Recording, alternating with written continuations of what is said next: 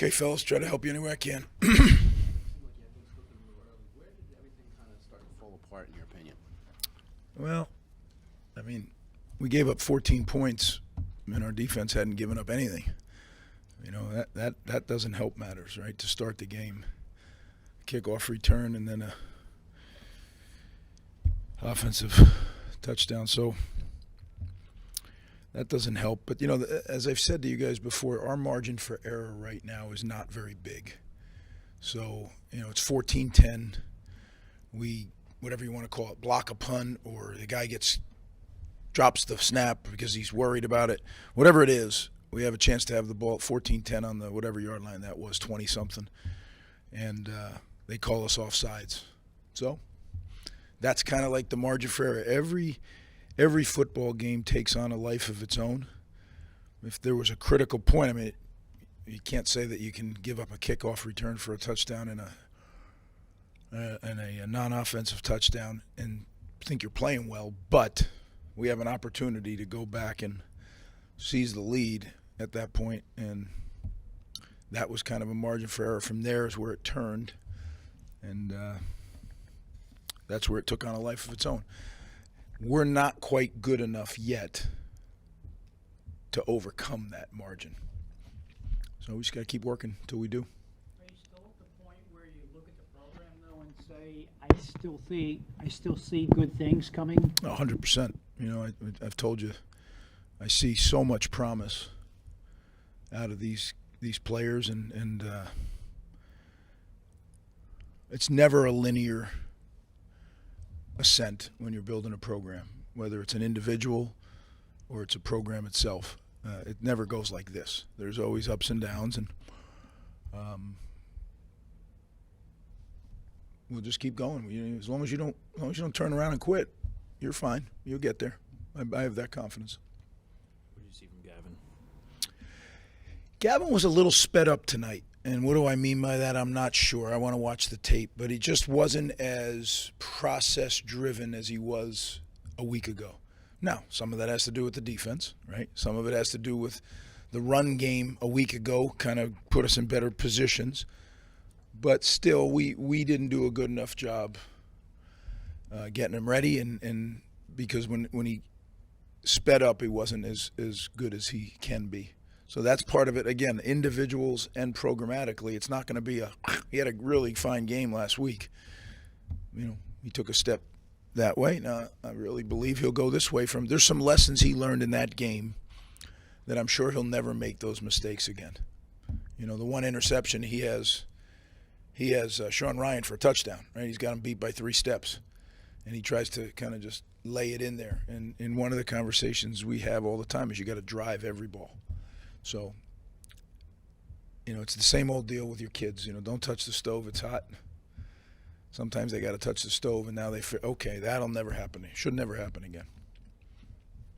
Greg, those self-inflicted mistakes, the offsides on special teams, the turnovers on offense, you know, you've talked about wanting to get better throughout the season. We're in mid-November, and those mistakes just keep happening. Yeah, the penalties, I'm not there with you on that. You know, the offside, we've had some issues this year. Tonight, that wasn't the issue on special teams. Turnovers for sure. You can't turn the ball over against a good football team and expect to win. Not fitting a kickoff return properly. That certainly is an issue. But it wasn't that tonight on the special teams. On the offside penalty, it seemed you were having a pretty animated conversation with the official after that. Was there anything in particular? I didn't see it the same way, I guess, right? That's why, you know, you wouldn't do that if you were in agreement. You know, I wouldn't be congratulating that way. Greg, what adjustments, if any, do you think needs to be happening on the special teams? Well, certainly on kickoff, we have 2 kickoffs returned for touchdowns this year, and that falls on me, right? Because I'm the head coach, and that can't happen. So I have to do some real deep dive on that. I mean, I know why it happened tonight. But why was it? Why did that happen? You know, we know that could happen if you do what we did, and yet it happened. So that falls 100% on me. I'm in charge of all those things, and I didn't do a good enough job of making sure that we were doing the things that we needed to do to be successful on those teams. As long as you're in this division, you'll be measured up against Ohio State, Michigan, and Penn State. Do you think you've closed the gap on those three teams? I do. I think those teams continue to get better, though. I know they do. I mean, you remember Jim, they were ready to run him out of town a few years ago. And now he's about ready to go to the playoffs, right? He's got the showdown next week. And same could be said for James over there. You know, there was a time when all the writers wrote about was he's a 500. Well, now they've really improved. And Ohio State, they've been good for a while. So those three teams have gotten better. As I said when I took the job, we are chasing a moving target, and really we're chasing moving targets. And just because when the divisions end a year from now, I mean, you're still competing for the same championship.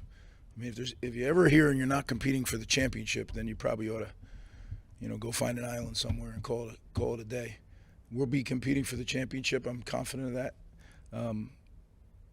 I said it. We'll be a better football team, and we are a better football team than we were at the beginning of the year.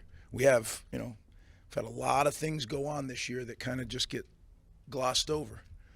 I was sitting with the trainers yesterday and talking about, all right, at the end of the year, we got to get the surgeries all lined up. And there's only 3 of them. And I said, well, that's the best I can remember. He goes, yeah, Coach, because we had 11 of them since spring football, 11 surgeries. We've had an uphill climb, which there's no excuses, but it's just the way it is. And as I've told you, our margin for error is slim. Today, we started out looking like a really good football team, and then it caught up to us. So we don't have right now as much as we need to get it done. We will. I'm confident. Seems like when the mistakes happen, they kind of just come in an avalanche. I'm wondering what the cause of that is. It seems like the team kind of unravels quickly. How do you stop that from happening? Well, you know what, Ben? I think it really has a lot to do with who you're playing. Like Penn State has improved. They may be the most improved football team in the Big Ten this year. They've really made leaps and bounds. As I've watched them in crossover tape and things. So when you make mistakes against a team of that quality, it does avalanche on you, for sure. When you make them against teams that aren't quite that level, it kind of just gives the game a bad feel, but it's not like that. We have to figure out in what we do to continue to get better, that will take care of that eventually. When you have more guys that are getting better, right, that are capable of playing in the Big Ten East, and then we're getting them better, we're coaching them better, all those things, that's when that avalanche will stop. It's that margin of error I'm talking about. I know this isn't necessarily about the game itself, but you had the decal, the moment of silence for the UVA players. Can you just speak to that and coaching young men and what those moments mean for you, sort of big picture beyond the field? It's really sad, really, really sad that a team, a university, families have to deal with that. It seems so senseless, right? But certainly the young man who did it has real issues, real problems, right? I mean, I just feel for everybody involved, and it's sad. We did, along with Penn State, had the same decal on our helmets, and as my wife said to me, she showed me a picture of the kids. They're just like any of your kids on your team, and I just can't imagine what they're going through down there. It's awful.